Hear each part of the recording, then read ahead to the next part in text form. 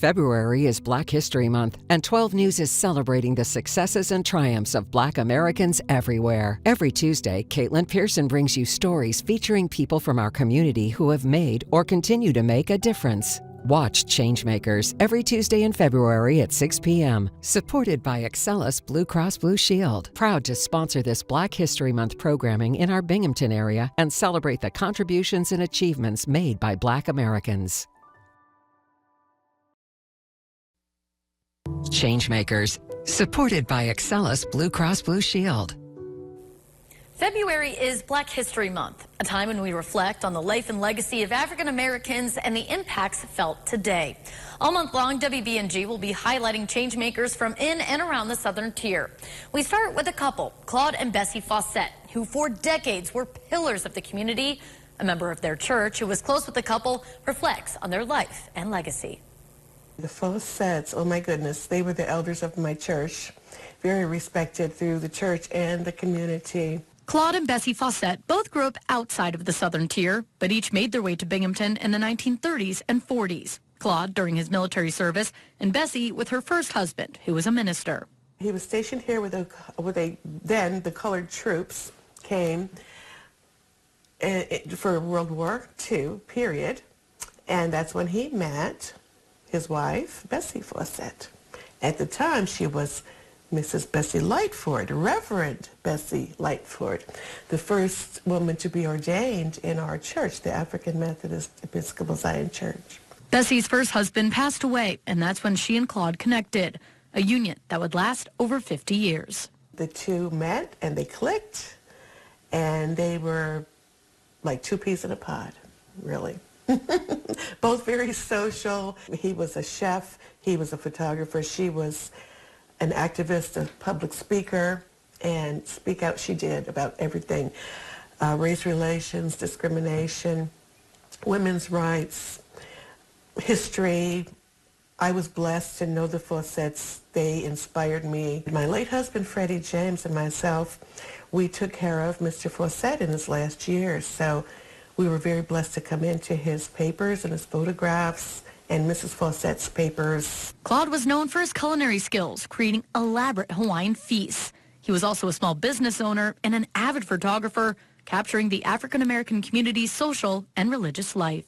Bessie was the first African American employed at the Broome County Library, a career that spanned over 3 decades, but it came with its struggles. She initially was not at the right pay grade. And they told her, well, you take it or leave it. And she went into the bathroom and she cried. And she was going to walk out, but she knew if she did, it would be a struggle and more years before another black woman was hired in that position or hired by the county. She was also a playwright, putting on productions in their church and community, and started the first gospel radio program.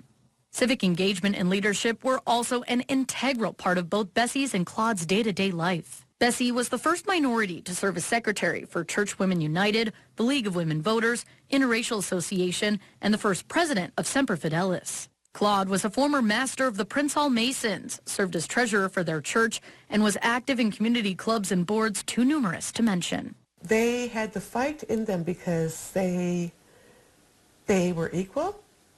And they were educated, and they were proud, and they were like, no, we're here, and we have a right to be here. And God created man. Man did not create man. No man is going to tell another of God's creation that they do not belong and that they cannot be. Cave James says education was always at the forefront of their activism. In their union, they did not have any children, but they adopted a lot of young people in the community. They sponsored people in college. They did a lot of things that nobody knew about. They didn't advertise it. Empowering young people still to this day. They were good examples. They were movers and shakers. They wanted to bring the next generation along, and they certainly had paid their dues. Bessie passed away in 1995, while Claude died in 2005. Brenda Cave James says that they were alive today, they would urge the community to continue to educate themselves and fight for what is right. Stay tuned all month long as we highlight other change makers across our community. Changemakers, supported by Excellus Blue Cross Blue Shield. February is Black History Month, a time when we reflect on the life and legacy of African Americans and the impacts felt today. All month long, Wbng will be highlighting changemakers from in and around the Southern Tier. This week, we highlight not just one person, but rather an upcoming Black History Month event focused on clubs and organizations within the Black community. I sat down with the organizers to learn more. What you're learning that you're going to give back. Brenda Brown has been hosting an educational event during Black History Month in Broome County for decades. She says she first became interested in the 1960s, inspired by pioneers like Dorothy Heights. It's one of those things that I'm so comfortable with, and it was because of old ladies. And I know men got involved, but it was those women who said, Black history, we have to do it, we have to do it. This year's event is titled Historic Clubs and Organizations, Gatekeepers in the Black Community. Through the years, Brown says she has seen what she describes as a loss of community and connection, whether that be in church, in the media, or in organizations. If we've had those losses, what do we have to do to preserve what we have? And that is what this year's event is all about, highlighting the importance of these organizations and institutions right here in the Southern Tier. They will do this through presentations and guest speakers who will share their personal experiences. One of those guest speakers is Sandra Love, a member of the Delta Sigma Theta sorority. She joined back in college as a way to serve the community while celebrating her faith, becoming a part of a family when away from her own. The sisterhood part grew each year, and to the point now that I'm here. I'm still involved. And the thing about our sorority is that it's a lifetime membership. Wherever you go as a Delta, you can get support. Another guest speaker, Diana Ramnarayan Singh, is a member of the Order of the Eastern Star, an auxiliary of the Masonic Order, a group that she says is focused on making a positive difference in the world. In faith, charity, service, and loving kindness. And as a result, we want to be able to help the people that are in need. We would do different things like feed the homeless and give shelter when we can, create a network throughout the United States and abroad where a Mason or an Eastern Star can go no matter wherever, and if were in need, they could seek help and they could get some help. During the event, she will also speak about historically Black colleges and universities. They exist, they still need to exist in my mind. And as a result, hopefully that will encourage others to get involved and get away from the propaganda about this is inferior to or this is, segregate. No. Get involved. It is that theme of education and a desire for involvement they want to instill in those who attend. You don't come looking for things to be established. You have to make those things happen. So we have to connect with younger people to get them more involved in some of our organizations. They hope to illustrate while times might change, many of these groups point to the heart of any community. Even though the youth are getting away from the church and they're getting away from community organizations, they need to open up and understand this is part of their backgrounds. This is part of their parents' backgrounds, their grandparents' background, and it goes back. And to keep them alive is important because this is part of who we are. American History Through the Eyes of African Americans will take place this Saturday, the 18th, from 2:30 to 3:45 virtually via Zoom. For that Zoom link, you can head right to our website, wbng.com, and look for the Black History Month tab and stay tuned all month long for more Changemaker stories. Changemakers, supported by Excellus Blue Cross Blue Shield. February is Black History Month, a time when we reflect on the life and legacy of people across the country and within our own communities and the impacts felt today. All month long, Wbng is highlighting changemakers from in and around the Southern Tier. This week, I made my way to Binghamton University to speak with a professor of over 30 years who has not been afraid to break barriers along the way. Different perspectives too. Nkiru Nzigwu is more than just a professor. She's a painter, a philosopher, author, and curator. Born in Nigeria, she was a producer of a popular radio program before getting her Ph.D. in philosophy from the University of Ottawa. She began teaching at Binghamton University in 1990. The academic freedom was very much in the upswing. You could teach whatever courses you wanted. And in a sense, it became a training ground for introducing ideas that in other universities would be strongly curtailed. Throughout her teaching and publishing career, Nzigwu says that she has not been afraid to combat the status quo. We have something that is called manning the gates. So the old professors, who were usually old white men who were manning the gates, figured that they knew who should speak and who shouldn't speak. And it happened that I come from a culture where you don't regulate what I say and how I say it. She began to look for ways to reach an audience beyond Binghamton University. People were talking about the web. So I took a class, how do you create a website? And then I found that the codes were the same that I was using, that I had used to write my dissertation. So we began to create online journals to present a view of the insider perspective, not the outsider perspective that was the normative lens for talking about Africa. The Africa Resource Project, founded in 1999, provides African-focused content to users in more than 90 countries. This was followed by the Africa Knowledge Project, founded in 2010, which offers an online platform for peer-reviewed journals and academic databases.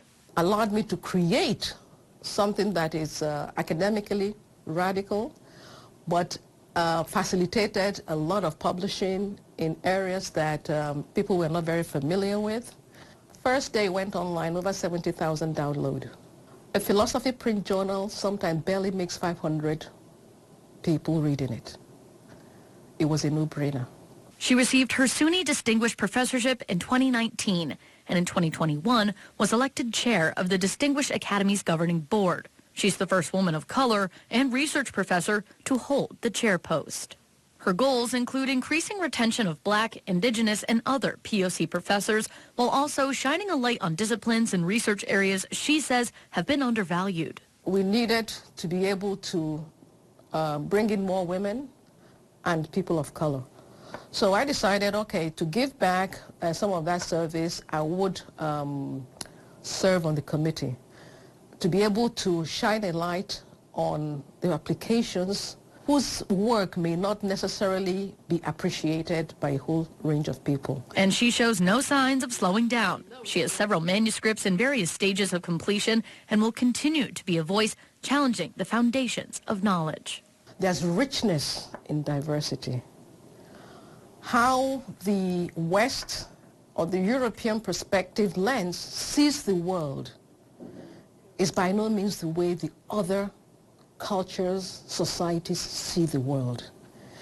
And their perspective has the same legitimacy as the one that is taught in academia.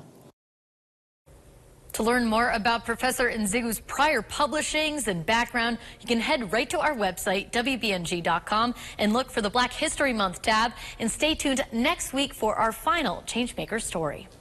Changemakers, supported by Excellus Blue Cross Blue Shield. Today is the last day of Black History Month, a time when we reflect on the life and legacy of African Americans. All month long, WBNG has highlighted changemakers from in and around the Southern Tier. For our final week, I made my way to downtown Binghamton to talk to the man behind the first recreational cannabis dispensary in upstate New York and learn about his vision for its role in the community. Sounds good.